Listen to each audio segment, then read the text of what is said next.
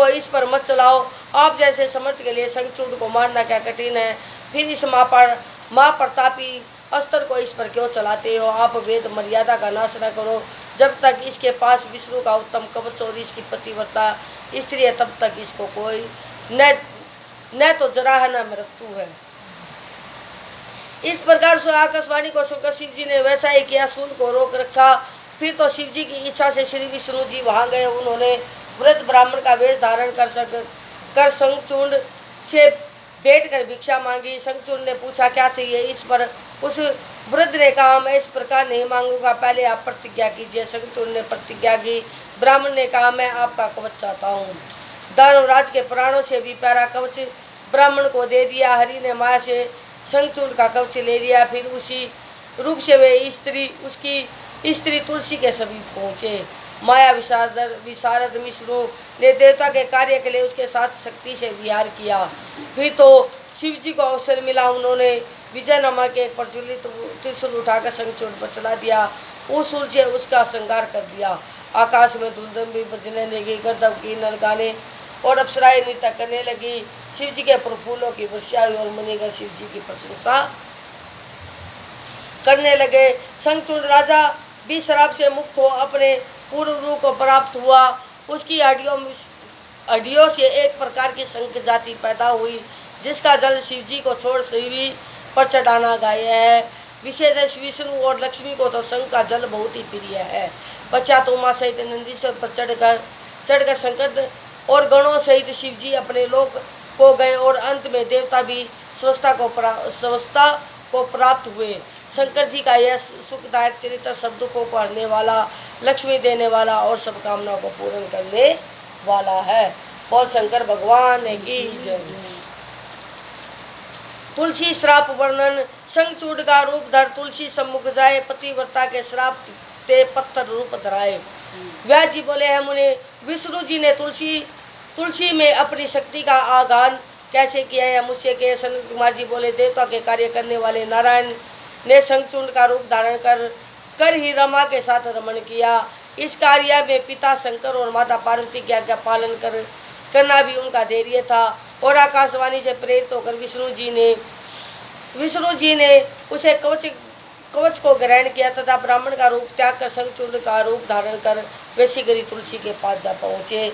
अपने स्वामी को देखकर तुलसी बहुत प्रसन्न हुए और पति के चरणों को धोकर प्रणाम कर रोने लगी। फिर रतन सिंहासन में बिठाकर मंगलाचार्य का तांबूल दिया। साथ ही कृत्य का ज्ञापन की हुई कटाक्ष सहित युद्ध का समाचार पूछने लगी। शंखचूड़ रूपी रमापति ने हंसकर अमृत सदृश वचनों का युद्ध का समाचार क्या बतलाया कि ब्रह्मा जी ने हम में और शंकर में संधि करा दी है, इसलिए मैं अपने घर चला आया हूँ।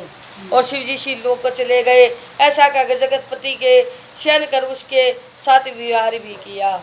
तब उनके इस रमन को देखकर तुलसी को भ्रम हुआ और वह तर्क करने लगी। उसने विष्णु से पूछा, अरे तू कौन है, सत्य कह, तूने माया से मुझे क्यों भोगा, मेरा सती तो धर्म क्यों दूर किया। मैं तुझे श्राप देती हूँ। तुलसी के श्राप के भय से विष्णु जी ने अपनी सुंदर मूर्ति बना ली, परंतु तुलसी ने वह रूप देख चिन्हों से उनकी विष्णु जाना और अपना पति व्रत भंग हुआ जानकर क्रोध किया। तुलसी ने कहा है विष्णु, तुम में दया नहीं है, तुम्हारा मन पाषाण के समान है। तुमने मेरे स्थित धर्म को भंग कर मेरे स्वामी का वध करवाया है। तुम बड़े कर्महीन भी हो, अतः मैं तुम्हें श्राप देती हूँ कि तुम पत्थर बन जाओ, तुम पत्थर हो जाओ। तुम्हें दया सागर कहना व्यर्थ है। तुमने दूसरे के लिए एक निरपराध भगत को क्यों मारा। ऐसा कहकर शंखचूड़ की प्रिया सती तुलसी अंतत विलाप करने लगी। उसके विलाप को देखकर विष्णु जी ने भगत वत्सल शंकर जी का स्मरण किया। शंकर जी शीघ्र ही वहाँ प्रकट हुए। उन्होंने शोकाकुल उस दुखिया को जगत की नश्वरता समझाते हुए उसकी तपस्या का फल दिया और यह कहा कि इस शरीर को त्याग तुम दिव्य देह धारण कर हरि के साथ विहार करो। साथ ही तुम्हारा यह शरीर छूटने पर भारत में गंडकी नदी होगी और देव पूजन के साधन से कुछ काल में तुम मेरे वर्ष प्रधान रूपा तुलसी नाम से विख्यात होगी और स्वर्ग पाताल तथा मृत्यु तीनों लोकों में तुम सर्वदा हरि की समीपता पाओगी और सब वृक्षों में तुम्हारा श्रेष्ठ स्थान होगा।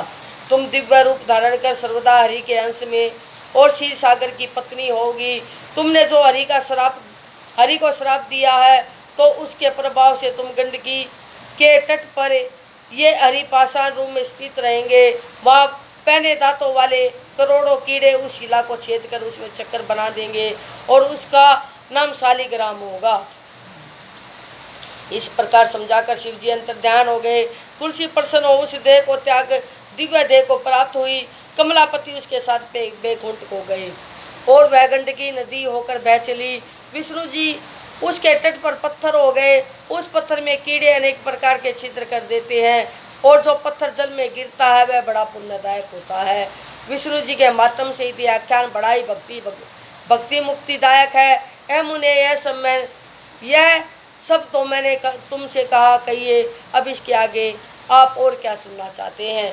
बोल शंकर भगवान की जय। बोल हर हर महादेव।